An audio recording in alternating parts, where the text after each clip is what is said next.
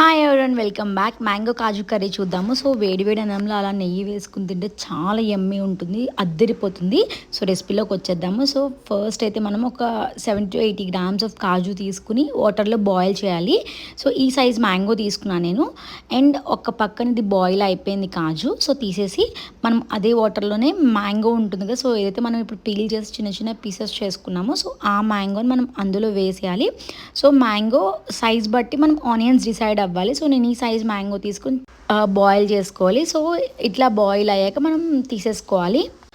ఆ తర్వాత అదే మూకిట్లో మనం ఆయిల్ వేసుకోవాలి. సో కొంచెం ఆయిల్ ఎక్కువే పడుతుంది, ఆనియన్స్ ఫ్రై అవ్వాలి కాబట్టి. సో నేను 1 cup ఆఫ్ మ్యాంగో పీసెస్ తీసుకుంటే 2 cups ఆఫ్ ఆనియన్స్ తీసుకున్నాను. అండ్ సాల్ట్ కూడా వేసేసాను సో ఫాస్ట్గా ఫ్రై అవ్వడానికి.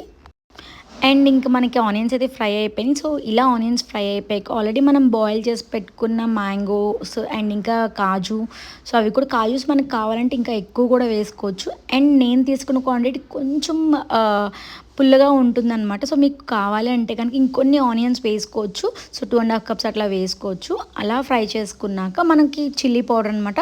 సో ఒక 1 to 2 tablespoon చిల్లీ పౌడర్ వేస్తే యమ్మీ కర్రీ రెడీ అయిపోతుంది. వేడి వేడి అన్నంలో అట్లా గీ వేసుకుని తింటే సూపర్ ఉంటుంది. వీడియో నచ్చితే కనుక లైక్ చేసి సబ్స్క్రైబ్ చేసుకోండి.